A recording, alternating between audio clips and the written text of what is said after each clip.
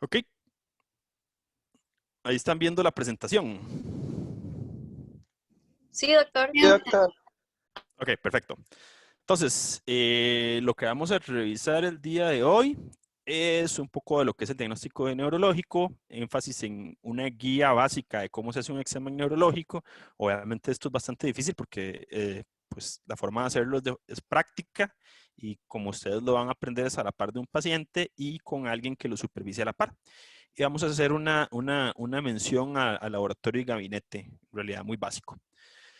Entonces, en relación con las neurociencias o la neurología, algo por mencionar es que el padre de la neurología moderna a nivel mundial es un neurólogo que se llama Jean Martin o Jean-Marie Charcot. Era un neurólogo francés que durante el siglo XIX, en un hospital muy famoso a nivel de Francia, que es la Salpêtrière, que seguro lo pronuncia mal porque no hablo francés, él desarrolló lo que es la escuela de la neurología moderna. Él era un neurólogo y también neuropatólogo. Entonces él siempre hizo la correlación de los síntomas y signos clínicos que presentaba el paciente a dónde se localizarían a nivel del neuroeje. Entonces, una pregunta que nosotros hemos venido arrastrando en la neurología es dónde está la lesión. Entonces, cuando uno está aprendiendo neurología, siempre sus profesores lo que les vamos a preguntar es dónde está la lesión. Y probablemente sea la pregunta más importante. Ya cuando ustedes, si en algún momento hacen una especialidad, ya cuando sean neurólogos, pues esto pues, tal vez ya uno lo pasa inadvertido porque es algo muy sencillo, pero cuando ustedes están aprendiendo, siempre esto es lo que le vamos a mencionar. Entonces, con que ustedes tengan unas bases buenas de neuroanatomía, y eso no es saberse todos los puntos y direcciones y detalles súper específicos, sino tener unas nociones básicas, van a poder localizar las lesiones en el neuroeje con una gran precisión. Entonces, el diagnóstico neurológico está conformado por tres partes. Vamos a tener uno que se llama el diagnóstico topográfico o anatómico, y aquí lo que ustedes van a tratar de hacer es localizar en el neuroeje la patología o la clínica del paciente. Luego vamos a tener el diagnóstico sindrómico, en el cual ustedes, con base en los síntomas y signos del paciente, pueden meter esa patología dentro de un síndrome. Recuérdense que un síndrome es un conjunto de síntomas y signos. Y aquí es importante siempre tener presente en cualquier especialidad, no solo neurología, la temporalidad de la aparición del cuadro clínico. Si es agudo, que usualmente suele, dependiendo de la patología, pero usualmente suele decirse que es agudo cuando tiene menos de 14 días de evolución. Si es subagudo, cuando tiene de 14 días a 30 días, o en algunos casos de 4 semanas a 6 semanas. Y si es crónico, cuando tiene más de 4 semanas o más de 6 semanas. ¿Okay? Eso a ustedes les va a variar el abanico de posibilidades diagnósticas. Así también como lo que es la aparición. Entonces, ustedes pueden tener patologías que sean de un inicio súbito, como un rayo, como lo sería un infarto cerebral, insidiosos que se van presentando poco a poco, brote remisión, que esto pues se parece un poco a insidiosos, que es que aparece un síntoma o un signo clínico, se desaparece, luego aparece, se desaparece, y puede aparecer y dejar una secuela, y luego volver a aparecer más síntomas clínicos, que esto es muy frecuente en algún tipo de patología, como por ejemplo la esclerosis múltiple, que va haciendo lesiones en la sustancia blanca, o si ustedes tienen un cuadro progresivo en el tiempo, progresivo, más crónico, que es muy frecuente en las patologías degenerativas del sistema nervioso. ¿Okay? Finalmente, cuando ustedes ya tienen un diagnóstico topográfico y un diagnóstico sindrómico, ustedes pueden hacer tener un abanico de posibilidades diagnósticas, y con eso pueden ya irse un poco más certeros a cuál será el diagnóstico etiológico de ese paciente. Entonces, ustedes probablemente hayan visto en otros cursos que uno hace diagnóstico diferencial y siempre termina haciendo diagnóstico diferencial con las mismas cosas. Entonces se pregunta si no será algo metabólico, si no será algo inflamatorio, si no será algo relacionado con cáncer, si no será una patología degenerativa, si no será una patología vascular, infecciosa, etcétera. Entonces, eh, cuando ustedes están abordando un paciente con una patología neurológica, lo primero que van a hacer es ver dónde lo localizan en el neuroeje, luego establecer si se pudiera un diagnóstico sindrómico y finalmente un diagnóstico etiológico. Así, por ejemplo, si yo les digo a ustedes, un paciente se presenta al servicio de emergencias, un masculino de 65 años, hipertenso y diabético, mal controlado, toma solo antihipertensivos y metformina, ¿ok? Que es un hipoglicemiante, y se presenta con un cuadro súbito de afasia y hemiparesia derecha con una hipoestesia derecha. ¿A dónde localizarían ustedes la lesión? ¿En qué parte del neuroeje, por ejemplo? Si tiene afasia y una hemiparesia derecha. Alguno de los participantes. Uy, ¿qué pasó acá?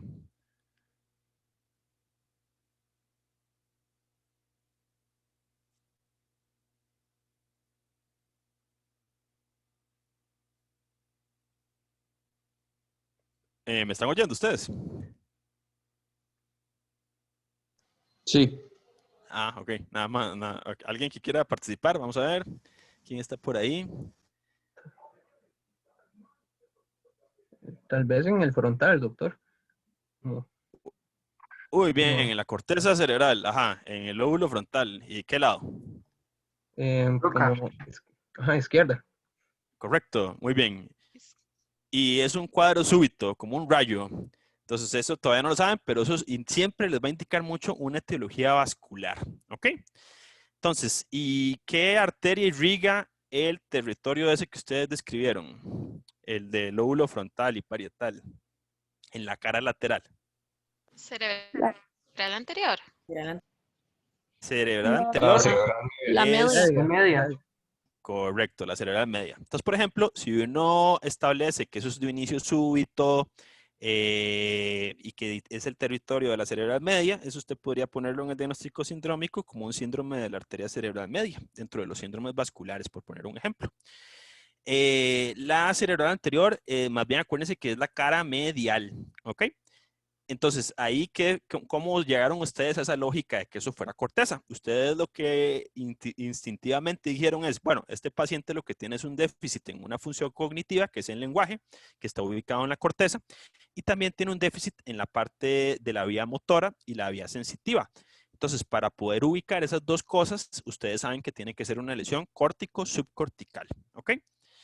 Entonces, si uno dijera que tiene una lesión en el territorio de la cerebral media o a nivel de la corteza del lóbulo frontal y lóbulo parietal izquierdo, y que es de temporalidad súbita, pues el diagnóstico más probable de ustedes es que sea el de un infarto cerebral. Y ese cuadro clínico, y eso que yo a ustedes les mencioné, es un cuadro clínico que es muy frecuente y que probablemente lo vemos todos los días en los servicios de emergencias. Ok. Siguiente. Hay algo que ustedes también probablemente hayan revisado en los cursos de semiología o si llevaron algún curso de análisis clínico, que es la caracterización del paciente. Entonces, pues básicamente es algo de lo que ya he mencionado, pero en la caracterización del paciente es reunir el conjunto de detalles anatomofisiopatológicos del caso de manera que a ustedes les pueda apuntar hacia un diagnóstico certero.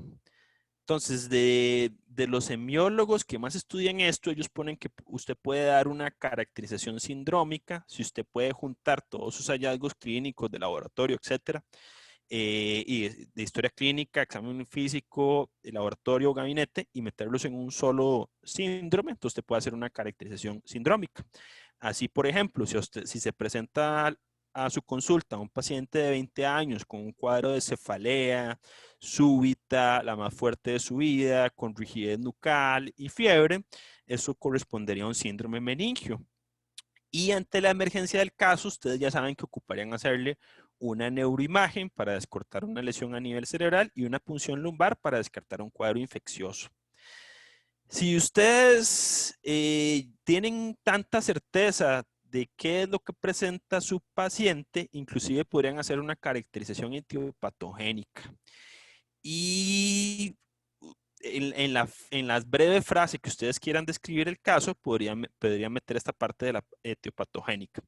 Así, por ejemplo, si ustedes tienen un paciente de 50 años, masculino, que se presenta con un cuadro crónico, progresivo, que inició con debilidad en un miembro, en miembro inferior derecho, distal, luego le agarró el miembro inferior izquierdo, distal y proximal, luego los brazos, que está atrofiado, que tiene hiperreflexia, que tiene fasciculaciones, pues probablemente ustedes estén ante un proceso degenerativo de la neurona motora, superior e inferior, que eso es típico de la esclerosis lateral amiotrófica, que es la enfermedad protopática de estos.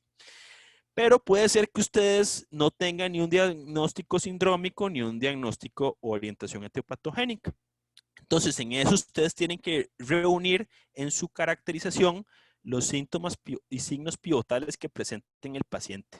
Entonces, por ejemplo, si se presenta una paciente joven de 18 años, que no padece nada, con un cuadro de depresión y ansiedad, que posteriormente ingresó al Hospital Nacional Psiquiátrico por una psicosis, mientras que estaba internado hizo crisis convulsivas y fiebre. Entonces podrían ponerle ahí que hizo una paciente femenina, joven, conocida sana, con un cuadro de psicosis, crisis convulsivas y fiebre. Entonces, aunque ustedes no lo crean, solo con reunir esos síntomas, pues probablemente para alguien que ya tenga un poco más de experiencia, piensen en una patología como lo que es la encefalitis autoinmune, que es una de las causas de encefalitis más frecuentes, corresponden a un tercio.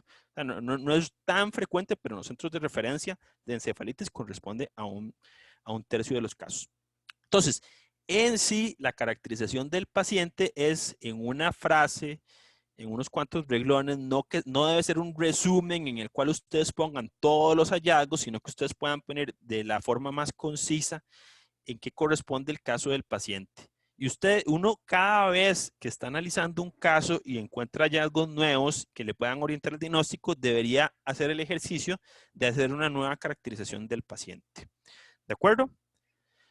Entonces, en los casos clínicos que les voy a poner para que ustedes resuelvan, ustedes van a poner cuál es el diagnóstico topográfico, si existe algún diagnóstico sindrómico, luego van a hacer una caracterización del paciente y van a hacer un diagnóstico diferencial etiológico. Entonces, probablemente ustedes tengan que meterse a Google y revisar un poco de cuáles son las probabilidades diagnósticos diferenciales de los casos.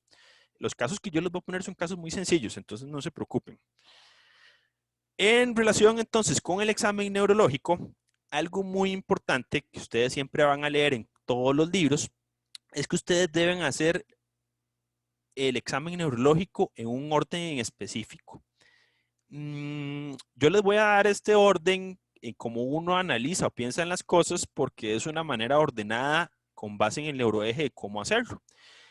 Si ustedes me preguntan a mí, mientras que ustedes tengan un orden que nunca se les olvide cómo revisar todo, pues pueden realizarlo de esa forma, pero siempre si uno lo realiza de una forma más ordenada, llega a un diagnóstico certero con más facilidad.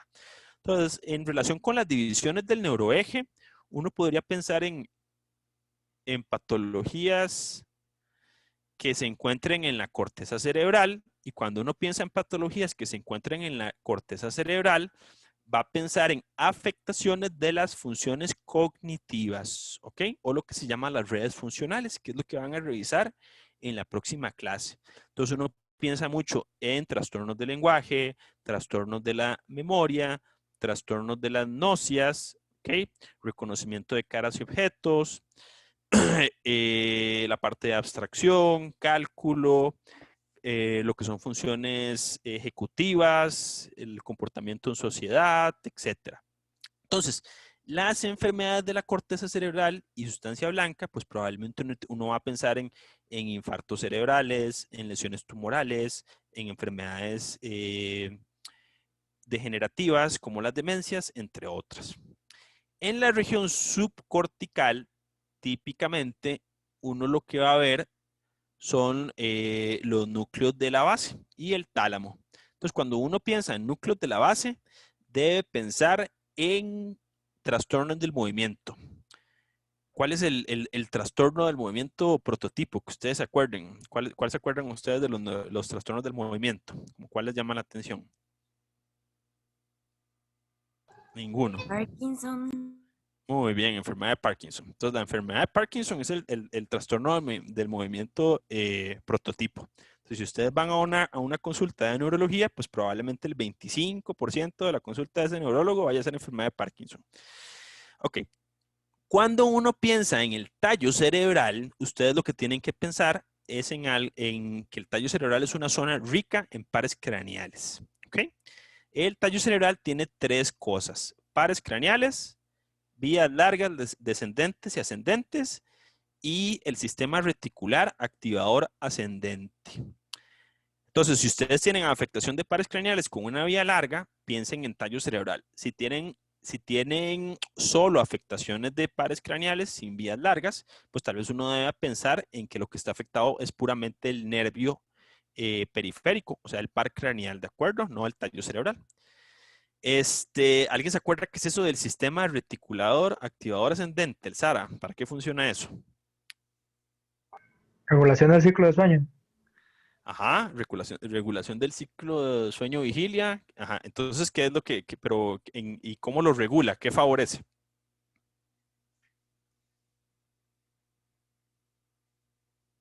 ¿Favorece el sueño o la vigilia?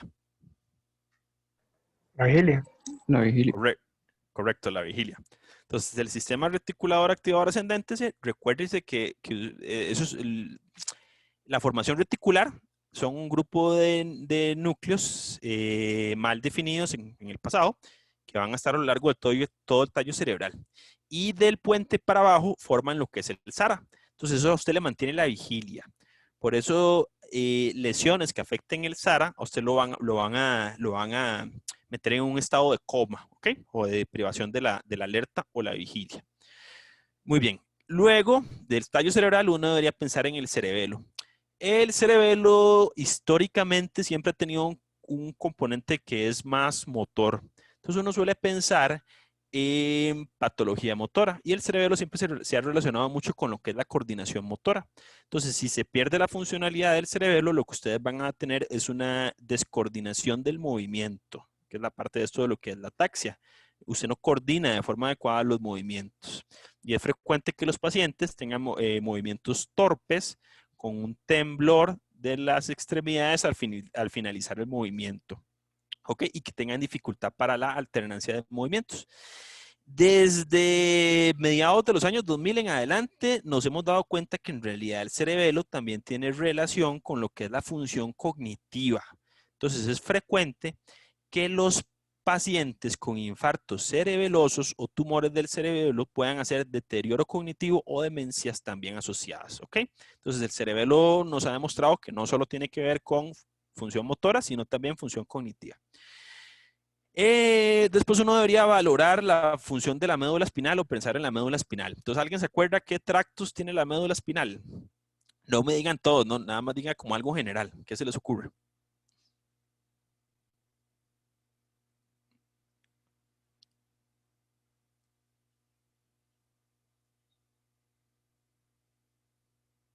Como los cordones posteriores, por ejemplo. Ajá, muy bien, cordones posteriores. Ok, propiocepción y vibración y tacto fino. O sea, esos son fibras sensitivas. ¿Qué más? ¿Qué tiene? Hipotálamo espinal. Muy bien, hipotálamo espinal. Entonces tiene sistema autónomo. ¿Qué más tiene?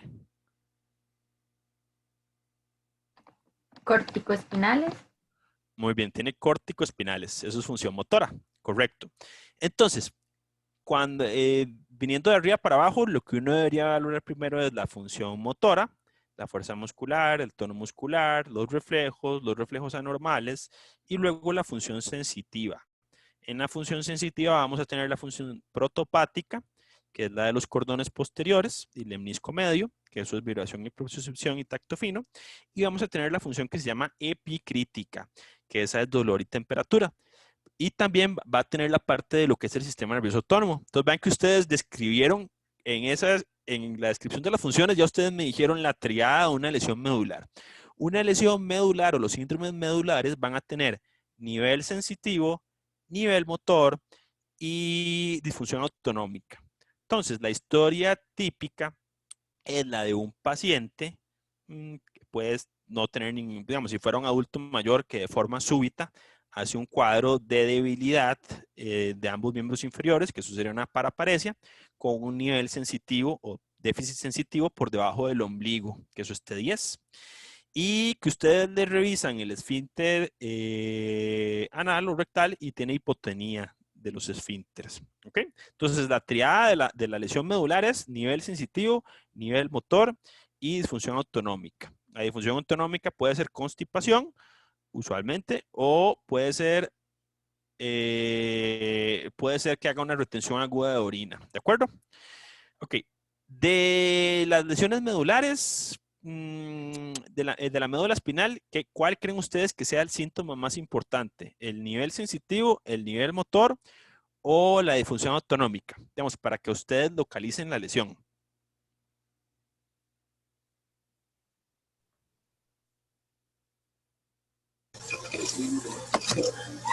Para localizarla yo iría sensitivo. Correcto. Entonces, el más importante es el nivel sensitivo. Eso es lo que mejor localiza las lesiones. ¿Ok? Finalmente, vamos a tener lo que es la raíz y el nervio periférico. Las afectaciones de raíces pueden ser que ustedes tengan afectación de la médula y raíz, que eso es una mieloradiculopatía. ¿Ok? Eso puede ser frecuente en sífilis, por ejemplo. Y las afectaciones del nervio periférico, ustedes ahí también lo que están valorando es motor y sensitivo. Usualmente las afectaciones del nervio periférico dan un déficit sensitivo y motor que es distal, que se llama enguante y calcetín. ¿Alguien sabe cuál es la neuropatía periférica más frecuente en el mundo? Diabética.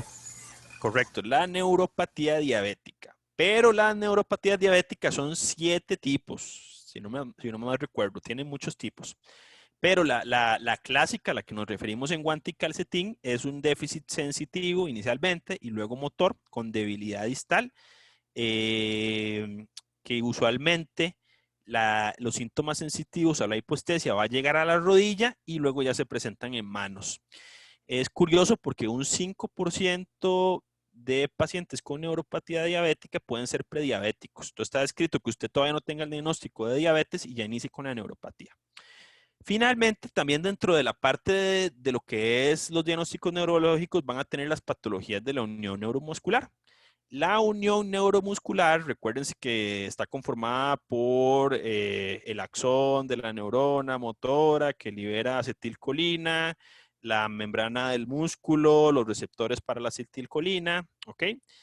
Y esto va a tener una característica que sí se la tienen que aprender para el resto de su vida, aunque sea una patología poco frecuente, que es la fatigabilidad, ¿de acuerdo? La fatigabilidad. Entonces, los pacientes con patologías de la unión neuromuscular usualmente se van a levantar con fuerza y a lo largo del día van a ir perdiendo la fuerza. Entonces, es frecuente que se presente con patología de los ojos, que sea que tenga debilidad de los músculos extraoculares o haga tosis, ¿ok? Que pueden presentar disartria, disfagia, ¿ok? Que tengan dificultad para hablar, que las digan las palabras entrecortadas o dificultad para tragar, o que tengan debilidad o pérdida de las fuerzas en las extremidades que más usan, ¿verdad? ¿Alguien sabe cuál es la patología de la enfermedad de la unión neuromuscular más frecuente? Son patologías muy, muy raras, ¿verdad? No son tan comunes. La miastenia gravis. Correcto. Entonces, la miastenia gravis, que es una patología autoinmune. Entonces, lo que hay son anticuerpos, hay varios tipos de anticuerpos. El más frecuente es antirreceptor de acetilcolina, que lo que puede hacer es que los receptores de acetilcolina se internalicen o sean destruidos. ¿Y alguien sabe por qué, digamos, saben qué es el factor de seguridad de la placa neuromuscular? De fisiología, ¿lo recuerdan? Que eso explica por qué los pacientes se agotan.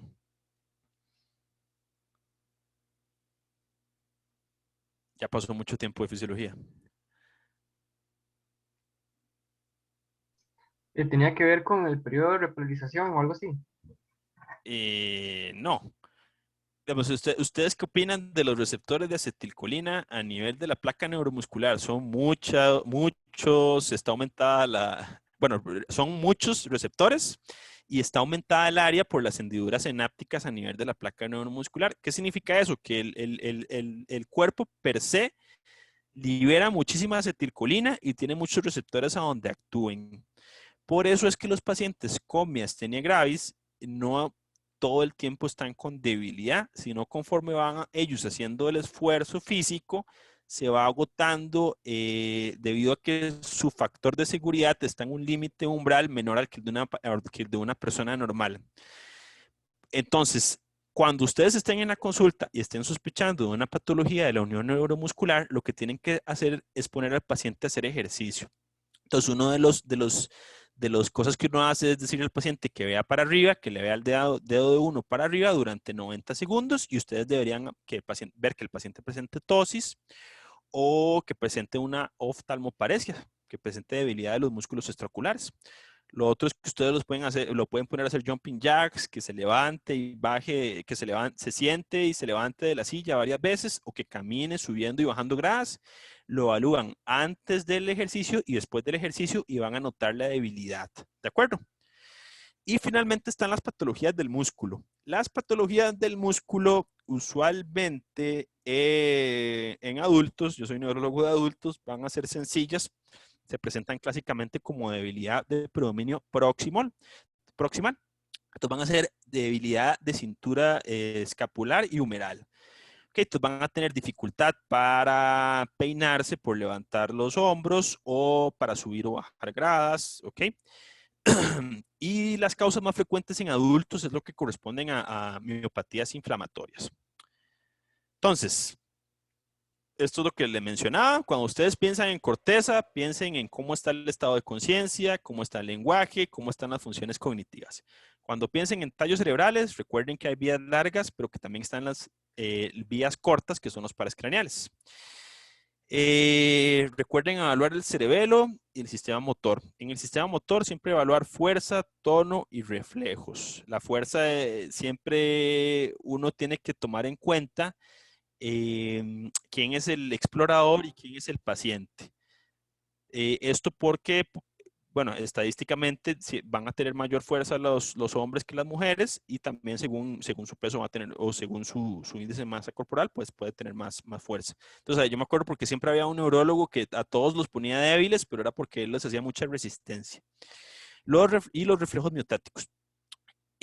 Luego evalúen el sistema sensitivo y finalmente evalúen los reflejos anómalos como Babinski o el reflejo de Hoffman. Y de último, uno evalúa la marcha.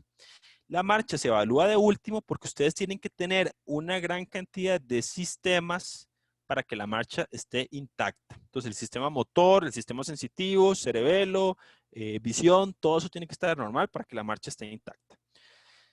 Entonces, como les mencionaba, cuando uno piensa en patología de la corteza cerebral, pues probablemente puede observar infartos cerebrales, síndromes demenciales.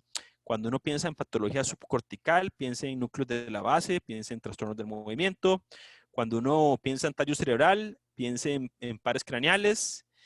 En tallo cerebral va a haber algo que se llaman síndromes alternos. ¿Alguno sabe a qué se refiere eso de síndromes alternos? Uy, de sus clases. Afección de una vía larga y una vía corta. Ajá, pero ¿cómo? Defínalo un poquito más bonito. Va bien, sí. Que la vía larga es contralateral y la vía corta es ipsilateral. Dígase un par craneal. Excelente. Y porque vía corta es el par craneal, que son las vías que antes se le llamaban córtico-vulvares y ahora se llaman córtico-nucleares. ¿Ok? Entonces, luego el cerebelo.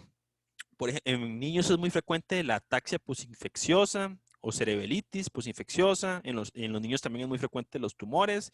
En los adultos son muy frecuentes los infartos cerebrales. Las mielopatías, lo más frecuentes son lo que se llaman las mielitis transversa, que es inflamación de la médula en un solo nivel, menos de un nivel. El nervio periférico, lo más frecuente es la neuropatía diabética. De la unión neuromuscular, lo más frecuente son la miastenia gravis. Y las miopatías, que lo más frecuente estadísticamente, son las miopatías por estatinas. Recuérdese que las estatinas es un medicamento para bajar los lípidos, principalmente el LDL y aumentar el HDL. Y es muy frecuente que observamos miopatías por estas. Eso tiene todo un manejo aparte, que es suspender la estatina, esteroides, luego reiniciar las estatinas a dosis bajas, cambiar la estatina, etc. Y en adultos también vemos lo que son las miopatías inflamatorias. Ahora, de la exploración de corteza cerebral, obviamente esto lo van a ver más a fondo la semana que viene, pero si ustedes tuvieran que clasificar los tipos de corteza cerebral de una forma sencilla, ¿cómo lo clasificarían? Sencilla. Creo que hay una clasificación de primaria y manera secundaria, si no me equivoco. Exacto. Muy bien, eso está muy bien. ¿Y el otro que está aquí iba a hablar? ¿Qué iba a decir? No, es que iba a preguntar si era funcional o era anatómica, entonces. Funcional, sí. Bueno, también es anatómica, tienes razón. Ok, entonces sí, como ustedes mencionan, esto ustedes lo vieron en neuroanatomía. Corbinian Broadband, él lo que hacía era disecar gatos, si ustedes recuerdan. En realidad eso no tenía mucha utilidad. Él lo que hizo fue disecar cerebros de gatos y decir, mira, aquí, bueno, hay 6 capas, ¿verdad? Y iba poniéndole números según cómo está distribuido las capas. Lo que realmente tuvo más utilidad fue a mediados del siglo XX cuando Wilder Penfield en Canadá empezó a hacer cirugía de despiertos. Entonces él estimulaba ciertas partes del cerebro y veía que tenían ciertas funciones.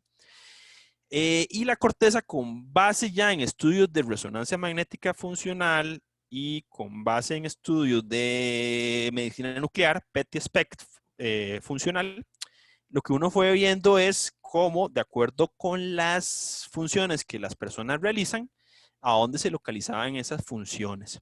Entonces, la corteza, uno la podría dividir en cortezas primarias y cortezas secundarias. Estas cortezas primarias solo corresponden a un 10 a 15% de la corteza cerebral y son las que están muy bien localizadas qué función realiza. Entonces, solo son la motora primaria, el giro precentral y las sensitivas primarias. ¿Ok? ¿Alguien se acuerda cuáles son las áreas sensitivas primarias?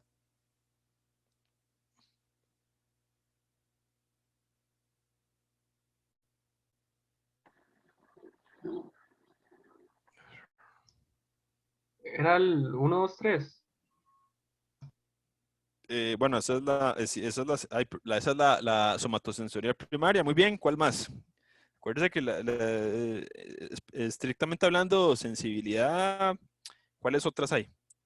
Otros sentidos sensitivos que no sea somatosensorial, que algo, piensen sencillo. 17. Ajá, muy bien. Corteza visual. Ok, somatosensorial, visual, ¿qué más?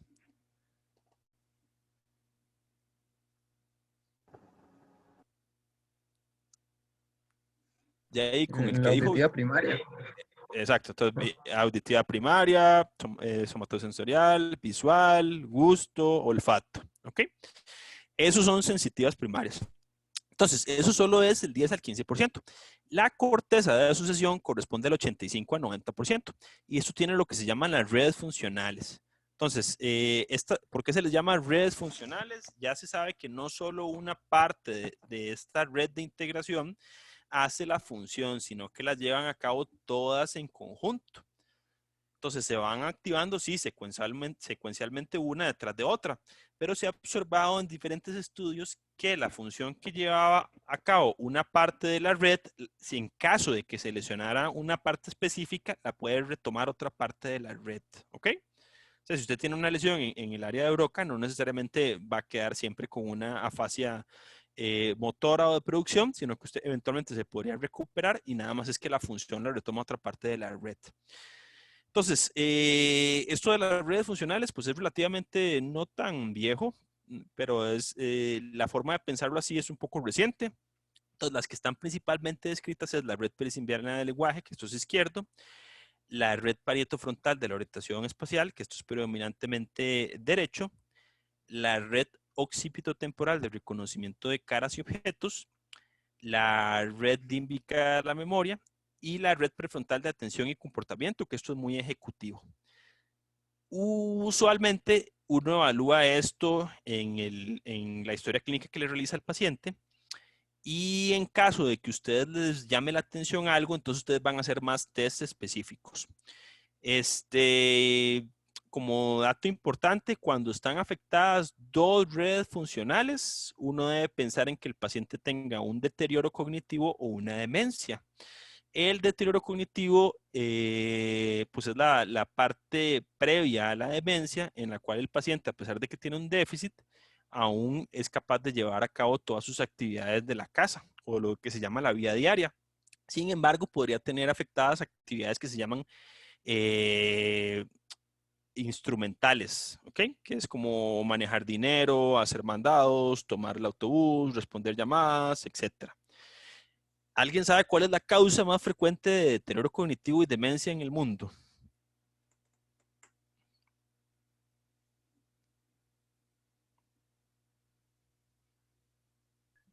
El Alzheimer. Correcto, la enfermedad de Alzheimer. El 80% de los pacientes con demencia va a tener enfermedad de Alzheimer. Entonces, pues es relativamente fácil que ustedes puedan hacer un diagnóstico de eso, ¿ok? O que por lo menos puedan hacer el cribaje. Entonces, cuando uno piensa en la parte de la conciencia, esto es lo primero que ustedes van a evaluar, porque si la conciencia está afectada, todo el examen neurológico va a cambiar. La conciencia en sí es el estado pleno de uno mismo y el entorno que lo rodea. Entonces, yo siempre hablo del universo interno y el universo externo.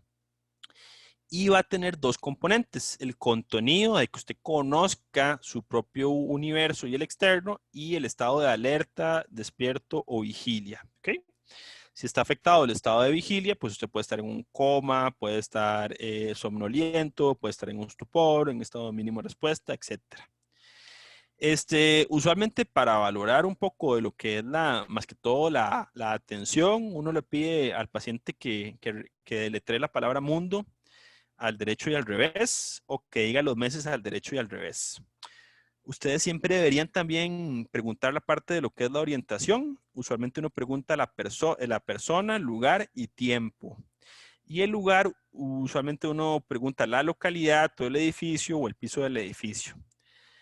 En general, en los pacientes que tengan deterioro cognitivo o demencias, lo último que pierden estas personas es la orientación en persona. Sin embargo, lo primero que pierden es la orientación en tiempo y luego la orientación en lugar. En relación con la memoria, en realidad la memoria es un poco más compleja o más, se divide en más partes, pero ustedes lo vamos a ver la otra semana o lo vamos a revisar la otra semana. ¿Algunos recuerda cómo se clasifica la memoria? De una forma sencilla. Eso lo van a ver la otra semana, pero ¿se recuerdan?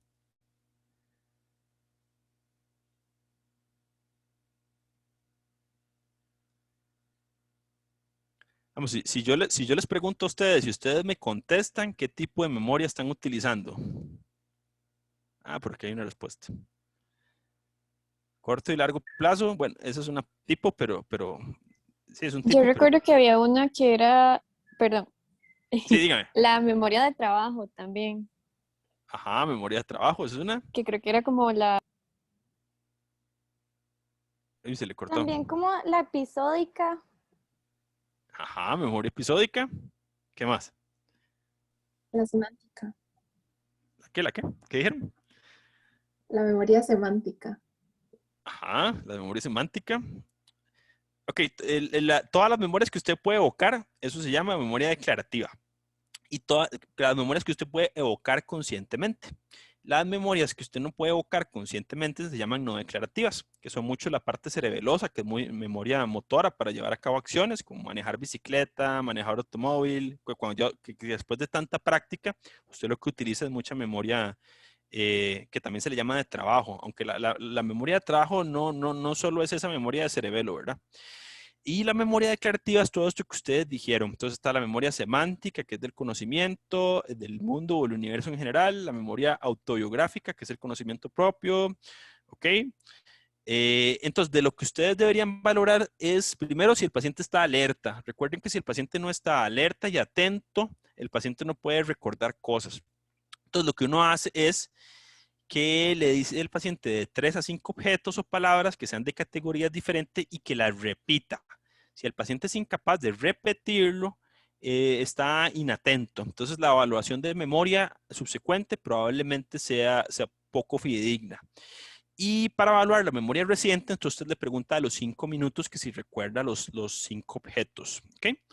Ahorita les voy a enseñar cómo es que vienen esos objetos en el MOCA, que es un test de cribaje de la memoria. La memoria remota es todo lo que ustedes hablaban de la parte episódica, sobre eventos que le han sucedido al paciente, o semántica, sobre conocimiento general del universo, o autobiográfica. Entonces ustedes le pueden preguntar qué desayunó, qué hizo la semana pasada, cuándo es su cumpleaños, cuál es su número de teléfono, etcétera. En realidad la memoria anatómicamente es muy difícil de localizarla, ¿verdad? Uno diría que está localizada a lo largo de toda la corteza cerebral.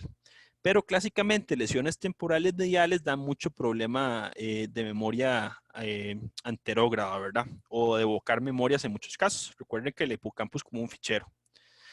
Entonces, usualmente lo que utilizamos en memoria son preguntas de cosas remotas y lo de darle por lo menos 3 a 5 palabras y que el paciente lo repita y luego lo repita a los 5 minutos. Y ahorita les voy a comentar sobre un test muy sencillo. Ok, en relación con el lenguaje, esto evalúa lo que se llama el hemisferio dominante. ¿Cuál es el hemisferio dominante en general para el lenguaje? Ajá. El Muy bien, el izquierdo, correcto.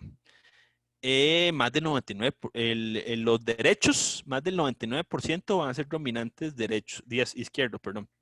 ¿Ok? ¿Y qué porcentaje de los zurdos tiene dominancia? Bueno, esto no recuerdo. En los zurdos, como el 60% va a ser de igual de dominancia izquierda. Ok, los zurdos o los siniestros, uno los clasifica en 2 tipos. ¿Alguno sabe cómo los clasifica?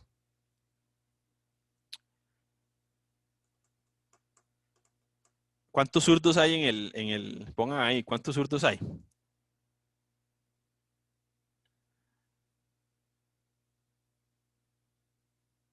Uno. 3.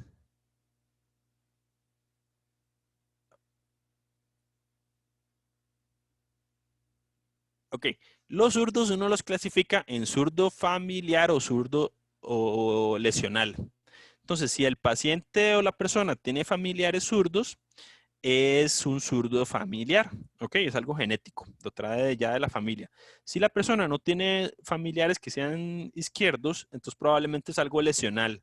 Usualmente por lesiones perinatales muy leves, que lo que hacen es cambiar la dominancia para el uso manual.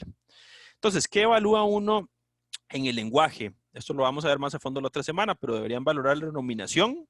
Si ustedes le van a enseñar objetos o cosas y que las nomine, que produzca el lenguaje espontáneo, que comprenda el lenguaje, ¿ok? Que pueda repetir ese lenguaje y la lectoescritura. Con base en que ustedes hagan toda esa evaluación, ustedes pueden clasificar las afasias. Entonces, la afasia, si el lenguaje es fluente o no fluente, entonces ustedes pueden clasificarla como una afasia fluente o no fluente. Si el lenguaje es no fluente, entonces lo que tienen que verificar es si el paciente comprende o no comprende. Si el paciente comprende y está fluente el lenguaje, probablemente el paciente lo que tenga es algo que se llama una afasia de Broca, ¿ok? O una afasia transcortical motora. Si el paciente es fluente y no comprende, es altamente probable que ustedes lo que tengan es una afasia global, ¿ok? O sea que no pueden ni comprender ni producir lenguaje. Si el paciente sí tiene un lenguaje que es fluente, ¿okay? Que pueda decir una frase de más de 5 palabras seguidas, entonces ustedes lo que tienen que ver es si comprende o no comprende el lenguaje. Si el paciente comprende el lenguaje, si comprende el lenguaje y repite, entonces lo que tienen ustedes es una anomia. Y si comprende el lenguaje, es fluente y no repite, entonces lo que tienen es una afasia de conducción. Si el paciente es fluente, no comprende y no repite, entonces es una afasia de Wernicke. ¿Ok? Entonces, ¿qué le vamos a evaluar? Si es fluente el lenguaje o no. Puede hacer frases de más de 5 palabras. Comprende lo que ustedes le están diciendo. por ejemplo, en los pacientes que tienen afasia de Broca, ustedes les pueden decir, señáleme dónde está la puerta del cuarto, señáleme dónde está el techo, señale dónde están las ventanas y él lo va a realizar. Con base en eso, ustedes pueden clasificarlo todos en afasia global, afasia de producción o de Broca, o afasia sensitiva o de Wernicke. Una anomia pura, o sea, que solo no pueda nominar o que solo no pueda repetir. Van a haber otras cosas que se llaman las afasias transcorticales. Usualmente son lesiones muy específicas que aíslan la área del lenguaje de la sustancia blanca. Y ustedes lo que van a notar en la clínica de estos pacientes es que la afasia transcortical motora se parece mucho a una afasia de Broca, pero que sí puede repetir. Y que la afasia transcortical sensitiva se parece mucho a una afasia de Wernicke, pero que sí puede repetir. ¿Ok? Y todo trastorno del lenguaje, ¿okay? de producción, compresión, repetición y nominación, entonces se llama una afasia. El término tal vez más apropiado es el de disfasia, porque afasia es sin producción del lenguaje. Y recuerden siempre que esto va a orientar a una lesión izquierda. Y otras partes de la cognición, por ejemplo, cuando ustedes tienen lesiones del síndrome del giro angular, pueden tener lo que se llama un síndrome de Gertzmann, en el cual van a tener acalculia, confusión de derecha-izquierda, agnosia digital, no puede reconocer cada uno de sus dedos, y agrafia, usualmente del lóbulo dominante. Ustedes deberían valorar la parte de lo que es la introspección y juicio, y ustedes deberían esperar una respuesta que sea adecuada a una situación hipotética. Entonces, siempre ustedes recuerdan que uno le pregunta, bueno, usted va caminando por la calle y se encuentra una billetera en el piso. ¿Qué hace? Entonces, lo normal sería que el paciente le diga que, bueno, que si él vio que alguien se la cayó, se la devuelva, o revisar en la billetera de quién es para devolvérsela. Si el paciente le dice que se la va a dejar o algo así, pues ya esa sería una respuesta incorrecta, bueno, socialmente incorrecta, ¿verdad? O ustedes le pueden preguntar al paciente que si él está en un cine y empieza a ver humo, ¿qué hace, verdad? Entonces ahí la respuesta correcta sería que se retire busque la salida de emergencias, que le avise a la demás gente, etc.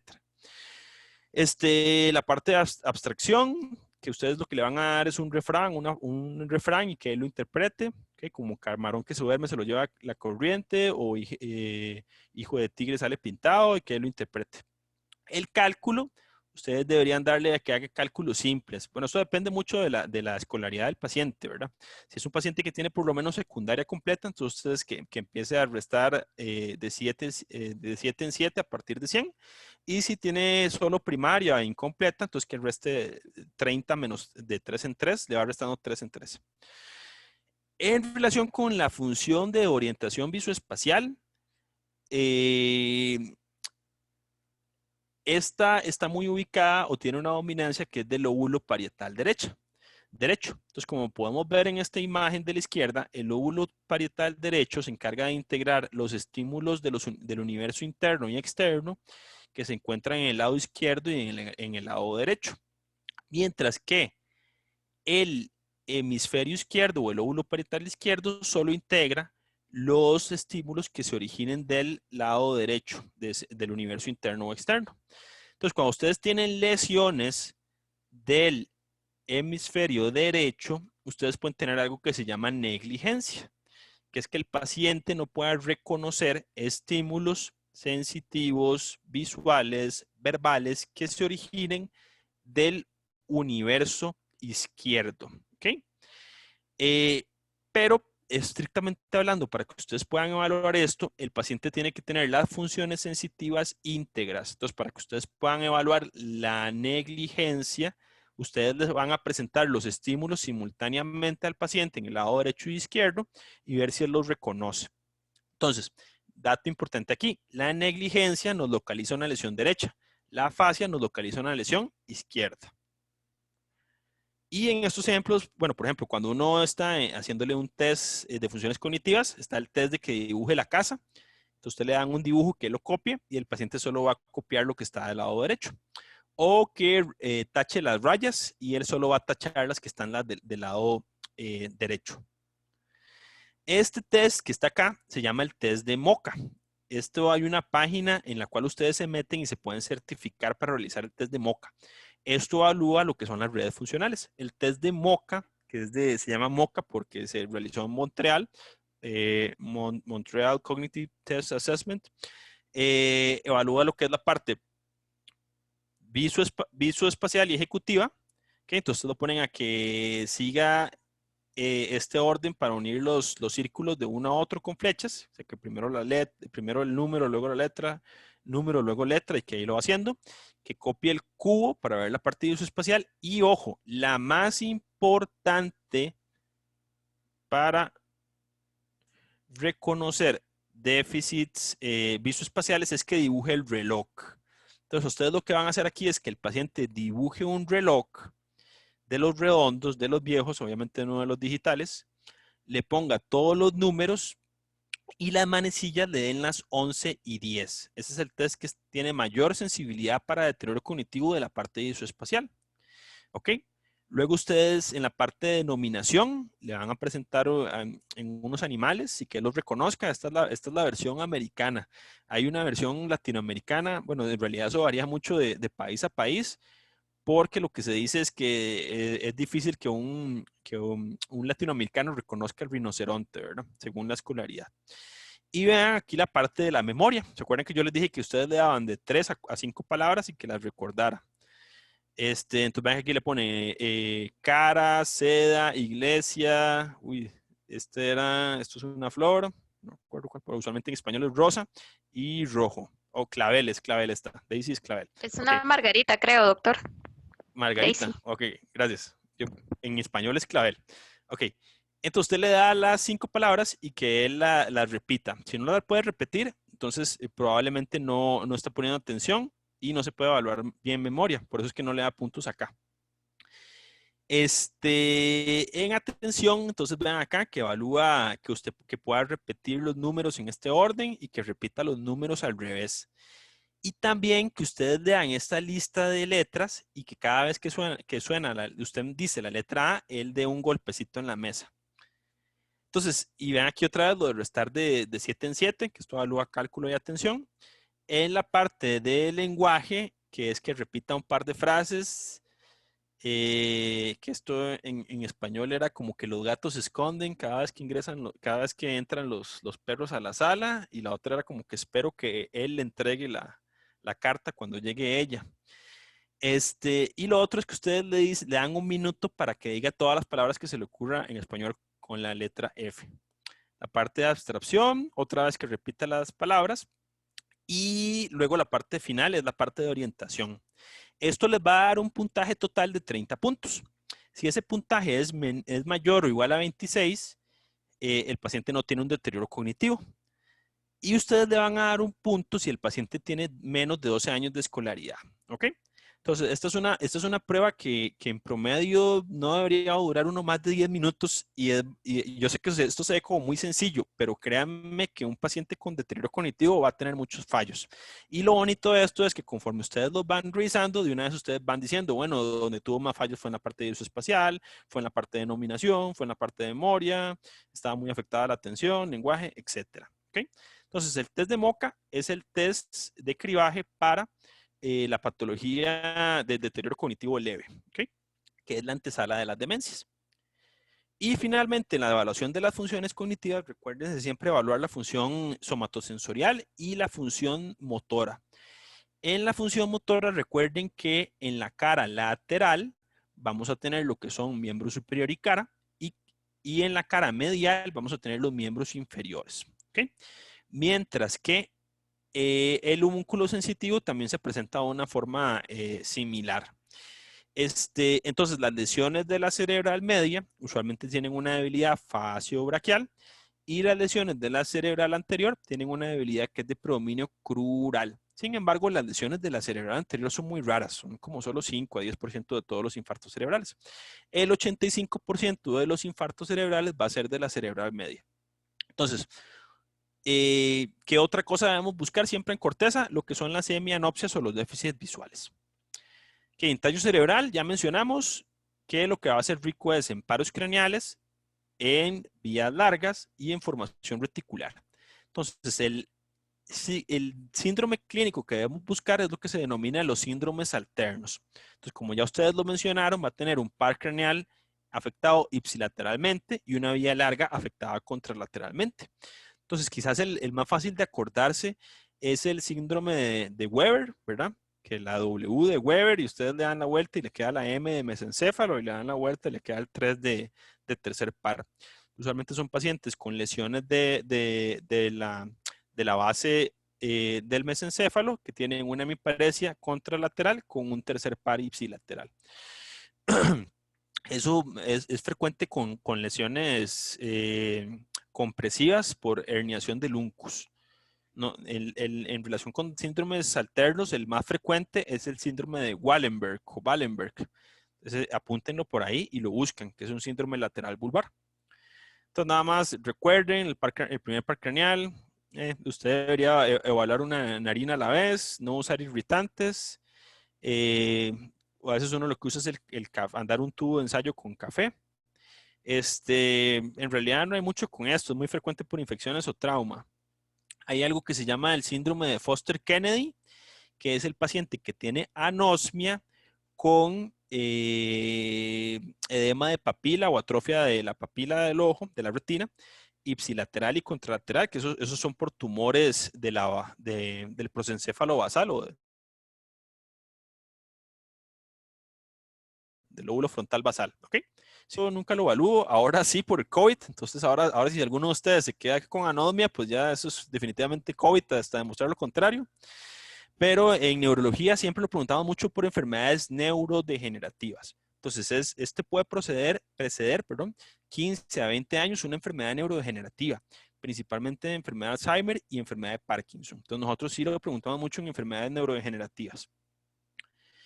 En el primer par craneal, nada más, también es muy frecuente en crisis epilépticas del lóbulo temporal que involucran el uncus, que el paciente refiere a que tiene olores que son horribles, como malos, como una rata muerta.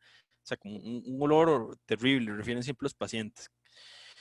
En el nervio óptico, esto lo vamos a ver más adelante, pero siempre revisar la agudeza visual, que para eso uno tiene que usar una cartilla de Snellen. Ustedes le dan la cartilla y que el paciente estire el codo y de ahí ustedes le van señalando para que él lo vaya nombrando cada uno de las letras, ¿verdad? Si el paciente usa lentes, entonces ustedes lo ponen a hacerlo con lentes y ponen cuánto le da corregido. La campimetría por confrontación, entonces recuerden que vamos a ver si tenemos por aquí el dibujito. Ya ahorita creo que por ahí hay un dibujo. El fondo de ojo, recuérdense que si ustedes tienen un estetoscopio Panoptip, que son de los carísimos, ustedes van a ver el fondo de ojo así. Si ustedes no tienen un Panoptic, lo que ustedes van a ver es cuadrante por cuadrante. Entonces, lo que siempre le dicen a uno los oftalmólogos, aunque los oftalmólogos tal vez no tanto, porque los oftalmólogos en realidad hacen el fondo de ojo con la pupila dilatada y con unos aparatos carísimos, entonces todo lo ven muy fácil. Pero lo que le vamos a decir los neurólogos más bien es que ustedes vayan viendo las arterias y las venas y vayan viendo cómo se unen las arterias o las venas y eso les van haciendo como flechas. Entonces, si ustedes van siguiendo las flechas, ustedes van a llegar a la papila, ¿ok? O el disco óptico. Y lo que aquí hay que revisar siempre es si el paciente tiene pulso venoso, porque en el fondo de ojo lo que pulsan son las venas y ustedes van a ver cómo se colapsan, y si están bien delimitados los bordes de la papila, que lo que nosotros siempre buscamos es si el paciente tiene edema de papila. Y recuerden que a una distancia de 2 discos ópticos hacia la parte lateral, vamos a tener la mácula, ¿ok? Que es el área que tiene más conos, que tiene la relación mayor de conos y bastones. Y es la parte que tiene la mayor agudeza visual, ¿ok? Entonces, usualmente uno coloca los objetos que más le llaman la atención en la mácula. Y hay patologías degenerativas hereditarias que hacen que la mácula se ponga como un punto rojo, como una cereza. En la vía visual, recuerden que las lesiones del nervio óptico les van a dar ceguera de un ojo. Las lesiones del quiasma óptico, que usualmente piensen en adenomas de hipófisis, le van a dar visión como un caballo, o sea, una bianopsia bitemporal. Y las lesiones retroquiasmáticas, para efectos prácticos, lo que nos dan es un defecto visual contralateral. ¿Ok? Que es una mianopsia homónima, izquierda o derecha. Entonces, si el paciente lo que no ve es el lado izquierdo, la lesión es derecha. Y si lo que no ve es el lado derecho, la lesión es izquierda. Y esto es muy frecuente en los pacientes con infartos cerebrales.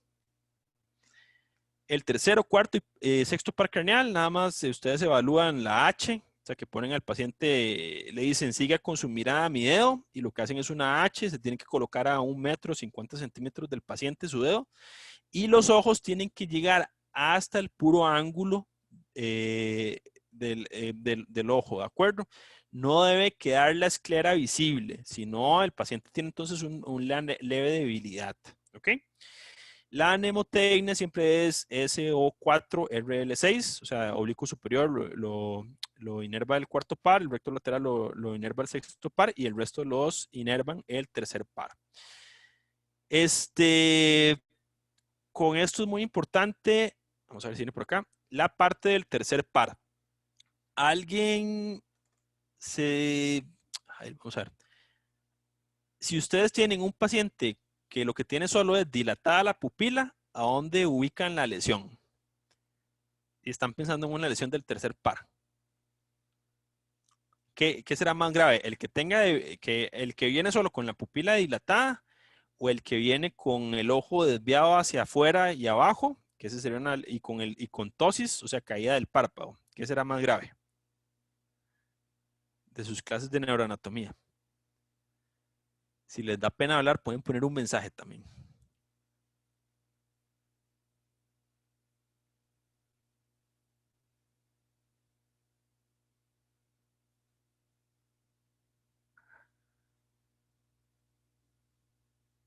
Ajá, muy bien. Alguien puso por acá. No será un tercer par incompleto. Correcto.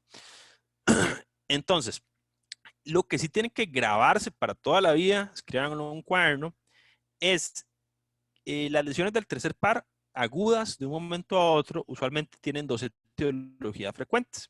Una son las lesiones isquémicas por neuropatía diabética, ¿okay? Que eso se llama una neuritis isquémica, que eso puede ser por aterosclerosis o diabetes, que eso usualmente le va a dar a usted debilidad de los músculos extraoculares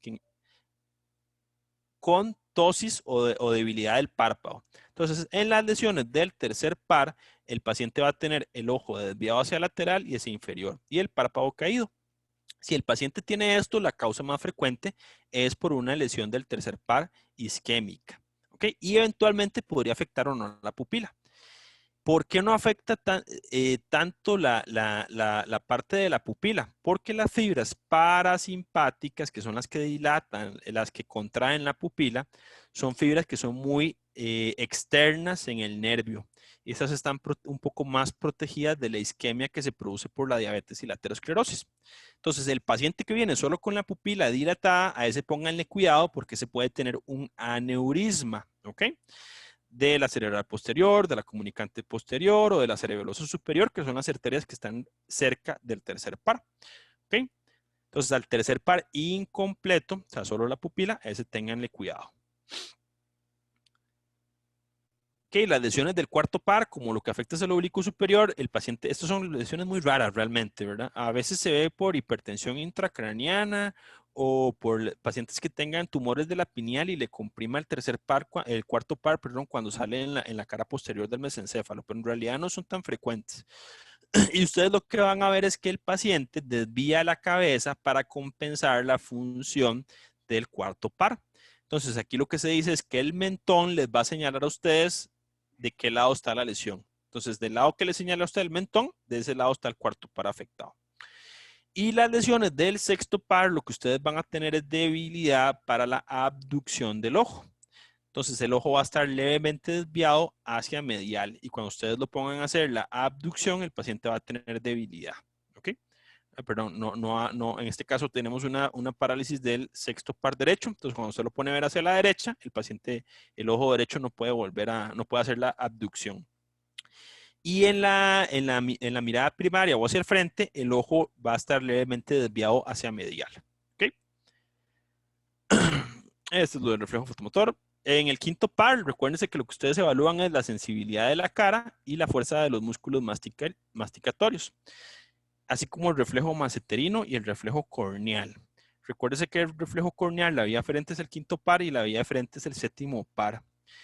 Y recuerden la distribución de la sensibilidad de V1, V2 y V3. Probablemente la enfermedad más frecuente que ustedes van a ver relacionada con el quinto par es lo que se llama la neuralgia del trigémino, que es un dolor lacinante, súbito, en regiones a donde están las ramas más distales del quinto par. Se puede afectar cualquiera de los tres, V1, V2, V3, y le dan accesos de dolor al paciente. Esto empeora mucho con la digitopresión de la cara y también empeora mucho con el dolor, con el frío.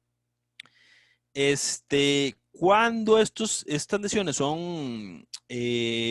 aparecen de forma súbita y no mejoran con el tratamiento modulador del dolor, uno debería pensar en que si el paciente no tendrá una lesión compresiva del quinto par, que es frecuente que los pacientes tengan abscesos mandibulares que le compriman a V3.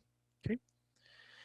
El séptimo par, aquí lo único que quiero que recuerden por el momento, después van a ver más en la clase, es que recuerden que la diferencia entre una parálisis facial periférica y una parálisis facial central. Entonces, a pesar de que la parálisis facial periférica se va a afectar obviamente todo el séptimo par y ustedes van a tener debilidad de toda la hemicara, ¿ok? De los músculos, recuérdense que de los músculos de la expresión facial. Usualmente uno lo que hace es poner al paciente a cerrar los ojos contra resistencia, abrir los ojos, levante las cejas, arrugue la nariz, sonría, ¿okay? Infle los cachetes y silbe. Y también a que contraiga o tense el cuello para que ustedes vean la fuerza del platisma.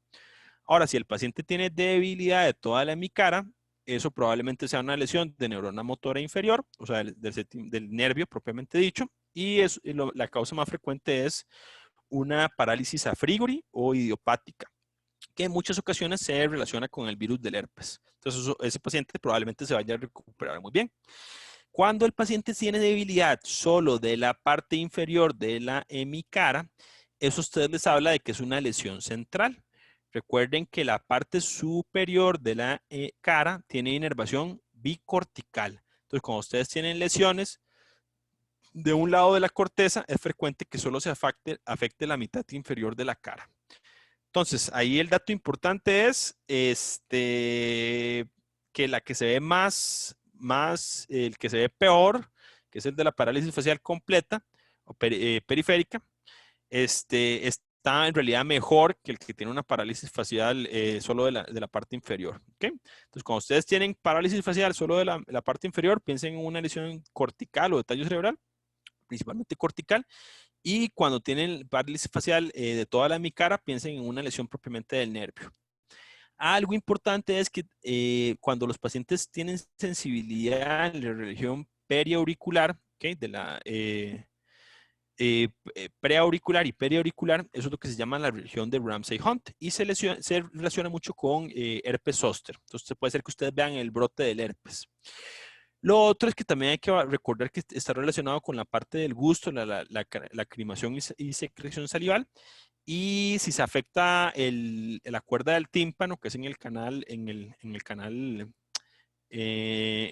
facial, si estuviera relación en el canal facial, entonces el paciente puede tener pérdida del gusto y de la lacrimación. A los pacientes con parálisis facial periférica, por esto hay que darle siempre gotas para los ojos de metilcelulosa, para que se hidraten y también que se tapen los ojos en la noche, porque el peligro es que hagan una úlcera corneal, ¿de acuerdo? Ok, el noveno par y el décimo par, recuérdense que es musculatura faríngea, sensibilidad, gusto. Usualmente lo que uno valora es si tiene disfagia, dificultad para tragar o disartria. La disartria, recuérdense que es la dificultad para la articulación del lenguaje. La dificultad para producir y comprender el lenguaje es disfasia y disartria es propiamente para la articulación. Okay, entonces estos pacientes comprenden, producen, nominan, repiten, pero tienen dificultad para articular. Entonces, usualmente lo que ustedes hacen es evaluar el reflejo nauseoso. El onceavo par, nada más revisar esternocleidomastoideo y trapecio. Y el doceavo par que saque la lengua. ¿ok? Y ver si se desvía. Para el lado que se desvíe la lengua, usualmente ese es el lado que está débil. Uno debe valorar también la fuerza de los músculos intrínsecos de la lengua, pidiéndole al paciente que se toque con la lengua el cachete y uno poniéndole resistencia. Entonces, lo que decíamos, síndrome alterno, afectación de una vía larga contralateral y una vía corta ipsilateral. Que son par craneal ipsilateral y una vía larga contralateral. En relación con el cerebelo, que vamos a explorar, vamos a hacer la maniobra de dedo-nariz. Tóquese la nariz y luego toque mi dedo. Nos colocamos a una distancia larga de 50 centímetros, 80 centímetros. Y queremos que sea bien largo porque si el paciente va a presentar dismetría, que es fallo o temblor o fallo al final de realizar el movimiento, lo va a realizar al puro final del movimiento que está ejecutando. ¿De acuerdo? Entonces, si ustedes están muy cerca, no van a ver la dismetría. Talón rodilla, que se toque la rodilla y baja hasta el talón. Lo que es la diadococinesia, que es pedirle que haga los movimientos alternantes, que se toque con la palma de la mano, luego dorso de la mano, palma de la mano, dorso de la mano.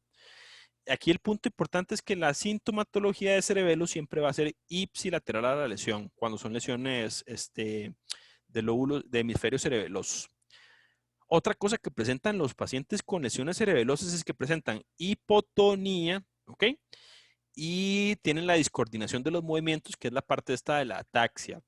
Entonces, los pacientes pueden tener disartria cerebelosa, que es que hablan telegrafiado, van diciendo las sílabas de una en una, ¿ok?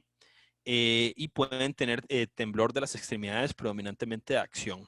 Y como les mencionaba, no en agudo, pero a largo plazo, las lesiones cerebelosas pueden dar deterioro cognitivo. Las lesiones cerebelosas pueden ser de los hemisferios cerebelosos, ¿ok? Que eso es principalmente del lóbulo posterior del cerebelo. Si ustedes se acuerdan la clasificación anatómica, eso les va a afectar un hemicuerpo, una parte del cuerpo, y eso les va a dar dismetría, fallo de movimientos alternantes, que es la diadococinesia, va a dar el signo de Holmes, que es que usted lo pone, por ejemplo, a hacerle resistencia a la contracción del bíceps, que haga contracción de flexión de codo, y a usted le quita su oposición a resistencia y el paciente se golpea con el antebrazo y el puño. Esa es la maniobra de Holmes. Y la marcha usualmente va a ser lo que se llama lateropulsión. Entonces el paciente se va a desviar hacia el lado que esté afectado.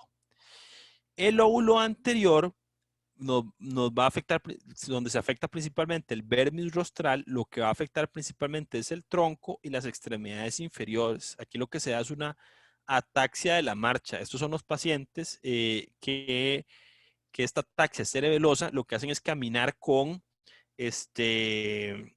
una base muy amplia, ¿de acuerdo? Y esto es muy frecuente que se afecte también en las personas cuando tienen una intoxicación etílica. Entonces, cualquiera de ustedes que se haya emborrachado, pues que haya caminado con una marcha amplia. Y las lesiones del lóbulo flóculo nodular usualmente dan mucho vértigo y una marcha más vertiginosa y afectación principalmente de lo que es el tronco. Entonces, les cuesta mucho sentarse.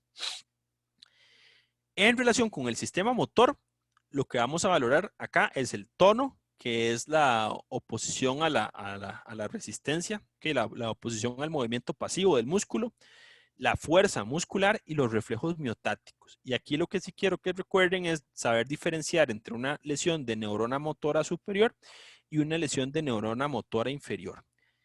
Las lesiones de neurona motora superior, recuérdense que la neurona motora superior es la neurona que está en la corteza y su axón que desciende por la sustancia blanca subcortical, la cápsula interna en el brazo posterior, el tallo cerebral, decursan en las pirámides y luego descienden igual por la vía piramidal en la médula espinal. Y hacen sinapsis, ahí sí, con la neurona motora inferior, que está en el asta anterior de la sustancia gris de la médula espinal. Y esa es la que hace sinapsis a su vez con el músculo esquelético. Entonces, si se lesiona la neurona en la corteza o el axón en su trayecto, eso se llama una lesión de neurona motora superior. Y si se lesiona la neurona, ya sea en los núcleos de los pares craneales o en la sustancia gris del asta anterior, eso es una lesión de la neurona motora inferior. Y van a dar signos que son diferentes. hay enfermedades que afectan ambas neuronas motoras, ¿ok? Que se llaman enfermedades de la motoneurona. Que de estas la más frecuente es la esclerosis lateral amiotrófica.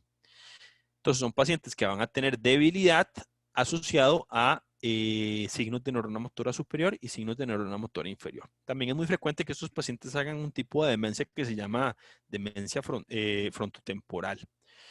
En relación con el tono, ustedes lo que hacen es pedirle al paciente que se ponga flojo y van a valorar los movimientos de la articulación de la muñeca y articulación del codo y de la articulación del tobillo y la articulación del rodillo, de la rodilla. Entonces el paciente no debería oponer resistencia al movimiento para que esto sea normal. Si el paciente está hipotónico, usualmente esto se refiere a una lesión de neurona motora inferior, va a estar como una muñeca de trapo, va a ser muy fácil moverlo, ¿ok? Va a estar muy flojo.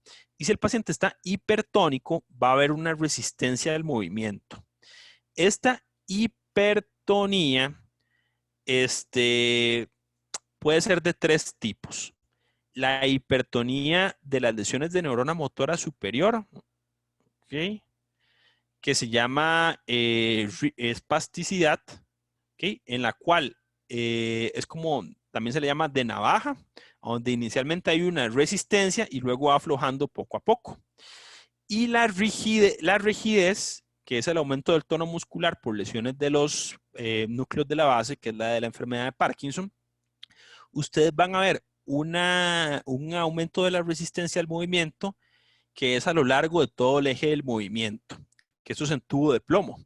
¿Por qué tubo de plomo? Porque no sé si alguno ha intentado doblar un tubo de plomo, yo no, pero probablemente sea imposible que uno lo pueda con solo su fuerza doblarlo. Entonces no cambia, el punto es, la resistencia al movimiento no cambia en el eje de la articulación. ¿Ok? Y lo otro que puede ser esta rigidez es que vaya aflojando poco a poco, que se llama en rueda dentada, ¿okay? Que es esta de acá. Entonces afloja, tiene resistencia, afloja. Eso es en los pacientes que tienen Parkinson, enfermedad de Parkinson y que también asocian temblor. Entonces, a donde el paciente hace el temblor es como si estuviera aflojando un poco, ¿de acuerdo? Entonces, vamos a tener espasticidad, que ahí va a oponer resistencia, pero va aflojando a lo largo del arco de movimiento de la articulación, y rigidez en las cuales se mantiene la resistencia al movimiento a lo largo de todo el eje o puede ir aflojando poco a poco por el temblor. Y hay otro que se llama Gegenhalten o paratonía, que se observa con lesiones parietales y en las cuales es como si el paciente estuviera haciendo, esto se ve, perdón, también en lesiones frontales y parietales, como si el paciente estuviera haciendo una oposición voluntaria al movimiento, ¿de acuerdo? Ese es el Gegenhalten o paratonía. Entonces lo que hacen es pedirle al paciente que se ponga flojo, cierre los ojos y van a intentar mover las articulaciones, principalmente las de la muñeca, las del codo. Esto lo vamos a hacer mucho en lo que es, bueno, usualmente para buscar espasticidad o buscar rigidez. Entonces, en enfermedad de Parkinson lo vamos a hacer mucho. Hay algo que se llama maniobra de Holmes, que es que usted le pide al paciente con la mano que usted no está evaluando, que se toque el pulgar y el primer dedo y el índice una y otra vez subsecuentemente para que él se distraiga y pueda liberar un poco más la oposición voluntaria que pueda estar ejerciendo. Y es más fácil con esta distracción que ustedes vean la rigidez. ¿Ok? Y también deberían valorar de miembros inferiores. Bueno, esto es parte, sí, de los miembros inferiores. La evaluación de la fuerza muscular. Recuérdense que ustedes están hablando de grupos musculares. Esos grupos musculares tienen raíces que pueden ser las que mayormente le dan la inervación. Y hay una escala que va de 0 a 5, donde 0 es que no hay contracción muscular y 5 es la fuerza totalmente normal que vence la resistencia. Los reflejos miotáticos deberían hacer todos y recuérdense que esto evalúa raíces. Cuando ustedes tienen hiporreflexia, o sea, los reflejos miotáticos están disminuidos, tienen que pensar en lesiones de neurona motora inferiores o de la vía aferente, la parte propioceptiva. Entonces, obviamente, si tienen también déficit sensitivo, pues pueden tener hiporreflexia a pesar de tener la fuerza muscular conservada, ¿de acuerdo? Y también hay una escala en los reflejos miotáticos que va de 0 a 4. El clonus, después les paso un video para que lo vean.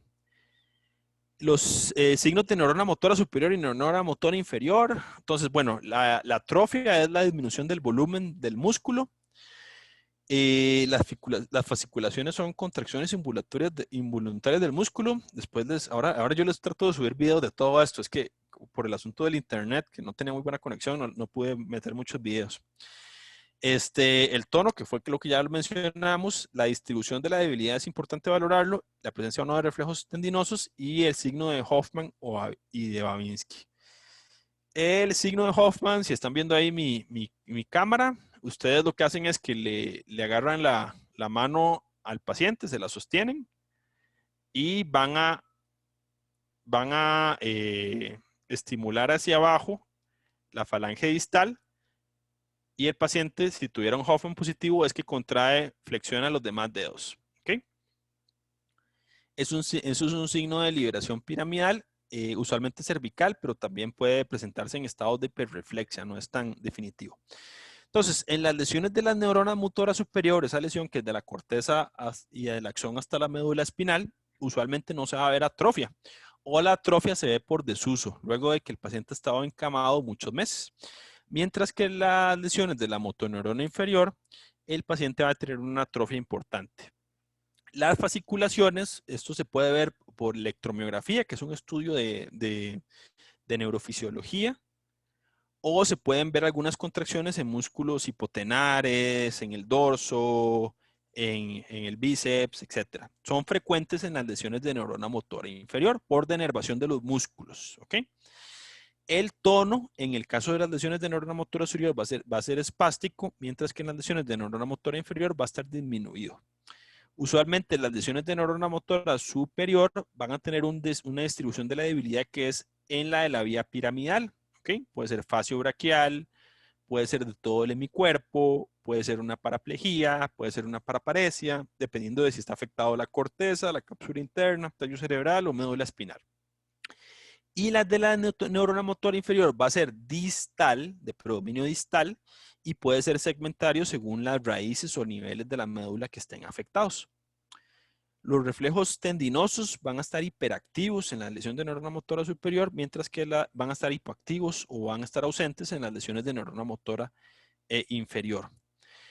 Hay algo importante que es que en las lesiones de neurona motora superior, que son de médula espinal, puede haber algo que se llama shock medular. Que hay un shock medular que es por la difusión autonómica, pero el que yo me refiero es en el caso de que el paciente con lesión medular se presente inicialmente solo con datos de neurona motora inferior y a los días, usualmente de 3 a 7 días, ya tenga datos de neurona motora superior, que haga la espasticidad, haga lo que se llama el clonus y haga el Babinski presente. El signo de Babinski sí es un signo definitorio o muy sensible de lesiones de neurona motora superior o de vía corticoespinal y debería estar ausente en las lesiones de neurona motora inferior.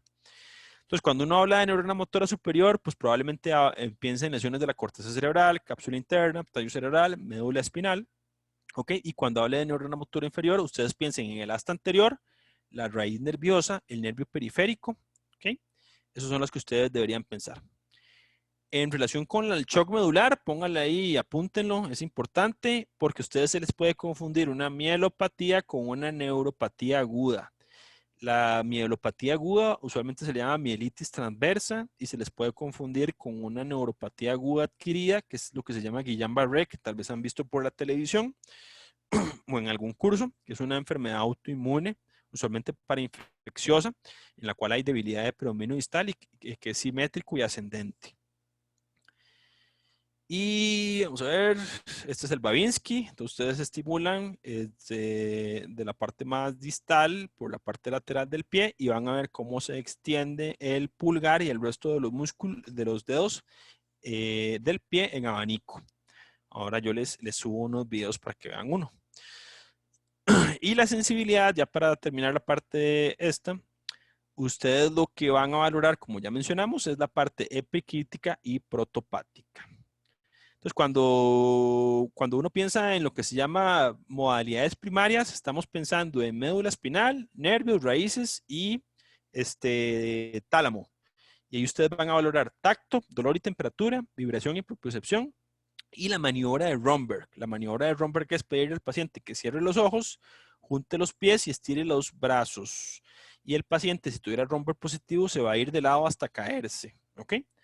Hay muchos autores que dicen que si no se cae, no es un Romberg positivo. Obviamente ustedes tienen que estar listos para atajarlo, que alguien les ayude a que no se caiga, ¿verdad? Y la función sensitiva de la corteza es lo que ya decíamos, la extinción, discriminar dos puntos que están muy cercanos, la estereognosia, que es que ustedes le pongan al paciente un objeto en la mano y él lo pueda reconocer, unas llaves, un lapicero, el celular, etcétera, una moneda. Entonces, y la grafestesia, que es que ustedes dibujen letras o números en la palma de la mano y él los pueda reconocer. Entonces, cuando pensamos en lesiones corticales, vamos a buscar estereognosia, grafestesia y extinción. Y cuando pensamos en lesiones más de modalidades primarias, obviamente las lesiones corticales también pueden afectar las modalidades primarias. Vamos a buscar déficit de dolor y temperatura. Esto sería el espinotalámico o de vibración y percepción, que esto es lo que son cordones posteriores y lemnisco medio. Ok, entonces si usted, bueno, es infrecuente que un médico, no un neurólogo, no tenga un diapasón, pero es fácil usar un diapasón porque ustedes con eso pueden ver si está, por el frío del metal, valorar la temperatura y valorar la vibración. Obviamente, si ustedes tuvieran la temperatura conservada, uno esperaría que el dolor esté conservado, o si la vibración está conservada, que la propiocepción esté conservada, ¿de acuerdo? Hay excepciones en las cuales solo se afectan las fibras del dolor, que se llaman neuropatías de fibra fina, ¿verdad? Ese sí puede afectarse solo sensibilidad al dolor. ¿Okay? Y lo que es la propiocepción, usualmente ustedes toman el dedo del paciente en la articulación interfalángica distal y van a hacer el dedo para arriba, para abajo o para el medio. Bueno, para arriba o para abajo. Hacen 7 intentos y el paciente con los ojos cerrados le va a decir si está arriba o está abajo. Usualmente el paciente que está fingiendo les va a decir que, que va a fallar todas, ¿ok? El que está fingiendo. El paciente que de verdad tiene una déficit de propiocepción, sí les va a decir que va a pegar algunas por solo pura probabilidad, ¿de acuerdo? Porque tiene 50% de probabilidad, es muy alto, entonces va a pegar algunas. Ok.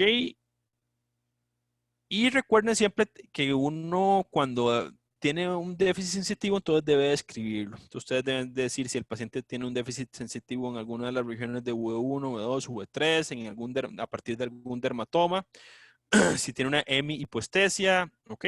Etcétera. Entonces los más frecuentes de acordarse es la tetilla, que es T4, el ombligo, que es T10, la ingle, que es L1, y también recordarse L4, que es el pulgar o el primer dedo del pie, L5, que es la cara lateral de la pierna y el dorso del pie, y S1, que también es cara lateral de la pierna y el quinto dedo del pie.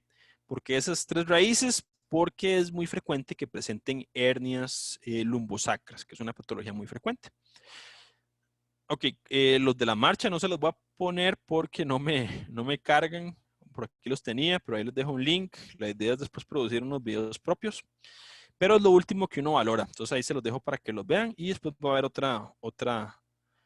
otra clase solo de estos. Algunas escalas al revisar. Ahí les dejé unas escalas para que ustedes las busquen en internet. Les voy a enviar un link de una escala que se llama NIHSS. Esta escala es la escala del Instituto Nacional de Salud de los Estados Unidos que se utiliza para infarto cerebral agudo, que va de 0 a más de 24. La usamos mucho en los hospitales y esto nos da la severidad del infarto cerebral y cómo ha ido mejorando. Esto hay una página donde ustedes se meten, ven cómo se hace la escala y se pueden certificar. Entonces las voy a enviar. Usualmente yo esto siempre los ponía a hacer a los estudiantes cuando rotaban conmigo, pero se los voy a enviar para que ustedes vean a dónde es. La ABCD2 es una escala para isquemia cerebral transitoria. El ASPEX es una escala para ver TACs en infarto cerebral. Y les voy a mandar un par de ejemplos y la paginita donde ustedes se certifican para hacer MoCA y Mini-Mental. Que esto es lo que uno usa. El MoCA es la escala para deterioro cognitivo y el Mini-Mental es la escala para demencias. ¿De acuerdo? Esta escala, el problema es que como están muy diseñados para enfermedad de Alzheimer, hay deterioros cognitivos y demencias que se les pueden quedar por fuera porque no son enfermedad de Alzheimer. ¿De acuerdo? Ok, y nada más ya para terminar, algunos estudios de gabinete que utilizamos mucho en neurología, lo que sería el TAC de cerebro. Bueno, después podemos hacer podemos hacer una pequeña sesión o les puedo hacer una pequeña presentación para que ustedes la revisen. Básicamente, como ustedes vieron en neuroanatomía, lo que hay que saber es reconocer las partes anatómicas y saber, con base en lo que es normal, ver qué es lo que es anormal. ¿De acuerdo? Entonces, por ejemplo, aquí lo que hay es un infarto de la arteria cerebral media derecha. Está lo que es la punción lumbar. Esto se utiliza para extraer líquido, el líquido cefalorraquídeo. Se realiza en el espacio entre el E3 y el E4, que eso está a nivel de las crestas ilíacas. ¿Okay? Usualmente el paciente está en decúbito lateral, lo más flexionado que pueda. Se ingresa una aguja y se extrae líquido. Entonces, las utilidades más frecuentes es para descartar procesos infecciosos, procesos inflamatorios del sistema nervioso central y patologías paraneoplásicas o neoplásicas. ¿Okay? Entonces se coloca el paciente en decúbito lateral y se puede hacer, recuérdense que la médula espinal va a llegar hasta el L1 y el L2. Entonces si uno ingresa la aguja por encima del L1, le pueden hacer una sección medular al paciente. Entonces de L2 para abajo es seguro hacer la punción lumbar. Entonces ahí lo que uno hace es ingresar la aguja dirigida un poco hacia arriba, ¿okay? Para que no choque con el hueso. Usualmente el paciente puede describir una sensación de descarga eléctrica en las extremidades inferiores, lo cual significa que ustedes tocaron alguna raíz nerviosa, pero eso no es nada peligrosa. La aguja no debería seccionarla ni causar una lesión, una radiculopatía. Y luego va a empezar a caer líquido. ¿Sí? Dependiendo de qué tan hidratado esté el paciente o qué tan bien hayan hecho el procedimiento, puede ser que sea rápido o lento. En este caso, como ustedes ven aquí, el líquido es un líquido que está turbio y está un poco rojizo.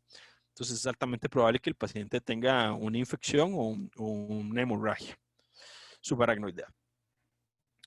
Hay estudios de neurofisiología. Esto de acá a la izquierda es un estudio de conducción nerviosa. Esto es muy bonito porque o sea, lo que ustedes hacen es estimular y lo que hacen es registrar potenciales de acción. Entonces, lo que nosotros registramos es cuánto dura en generar ese potencial de acción, que eso se llama la latencia, y qué tan grande es ese potencial de acción o la amplitud de ese potencial de acción. Pónganlo ahí, anótenlo, ténganlo para toda la vida. Las lesiones de los nervios periféricos que afectan predominantemente la velocidad de conducción nerviosa, que eso se saca por la distancia entre la distancia entre las latencias del estímulo proximal y distal y el tiempo que le tomó, se saca la velocidad. Las patologías que afectan predominantemente la velocidad van a ser las patologías desmielinizantes de los nervios periféricos. Mientras que las patologías que afectan la amplitud del potencial de la conducción nerviosa, la amplitud van a ser patologías axonales, ¿ok? Inicialmente, entonces pónganlo por ahí. Si se afecta la velocidad, eso es desmielinizante, y si se afecta la amplitud, eso es axonal. Las lesiones desmielinizantes pueden llegar a afectar tanto un nervio que disminuyen la amplitud y producen algo que se llaman bloqueos de conducción. Entonces, estos estudios son bastante sencillos de realizar y son muy fáciles de interpretar, porque lo que se miden son latencias, velocidades y amplitudes. Y también está ver los propios potenciales miopáticos, ¿ok? Del músculo, perdón. Entonces, aquí ustedes lo que hacen es ingresar una aguja y después le piden al paciente que haga la contracción del músculo que están evaluando y ustedes van a ver cómo se van reclutando las unidades motoras, las fibras musculares. Entonces, si se recluta muy si tiene una muy mala reclutación, muy pocas fibras musculares, pues probablemente el paciente tenga una miopatía. Si se recluta rápidamente y se fatiga, puede tener algunas miopatías de tipo específico. Si no recluta nada, tal vez el paciente está enervado. Ahí pueden ver lo que son las fasciculaciones y las fibrilaciones, que son descargas anormales que se observan por la esclerosis lateral amiotrófica. Y finalmente, de algunos de los muchos estudios que realizamos está lo que es la electroencefalografía, que esto es poner un montón de electrodos en el cuero cabelludo y lo que registramos son los potenciales postsinápticos inhibitorios excitatorios que se producen en la corteza cerebral. Y eso van a producir unos ritmos que ustedes tal vez vieron en fisiología, que son ritmos alfa, ritmo beta, ritmo teta, ritmo delta y elementos anormales que pueden ser epileptógenos o no. Entonces, básicamente, ¿para qué se utiliza esto? El electroencefalógrafo se utiliza principalmente para el diagnóstico de epilepsia o algunas otras patologías que afecten el cerebro, como encefalopatías o encefalitis. Pero principalmente para el diagnóstico de epilepsia. O sea, la indicación número 1 es para epilepsia, para diagnosticar epilepsia. Hay otros estudios que, aparte de utilizar estos electrodos de superficie del cuero cabelludo, utilizan otras variables como el corazón, respiración, frecuencia cardíaca, presión arterial, saturación de oxígeno, saturación de dióxido de carbono exhalado, que se llaman polisomnografía. Y eso se utiliza para estudios de sueño, que principalmente se utilizan para apnea del sueño. Y con eso terminamos la introducción al curso. Recordarles nada más de mis redes, de nuestras redes sociales, porque ya no soy solo yo, ahora somos un grupo de personas que se llama Neuroedu. Ahora tenemos Instagram, Facebook, Twitter, y YouTube que teníamos antes, y Spotify, que tengo que actualizarlo. Voy a ver si les grabo algún programa para las clases en estos días. Entonces, básicamente eso es como un recorrido general. Si tuvieran alguna duda, pueden preguntarme de una vez, o si no, pueden enviarme un mensaje, yo les contesto. Ahorita a las 6 de la tarde se va a abrir el quiz.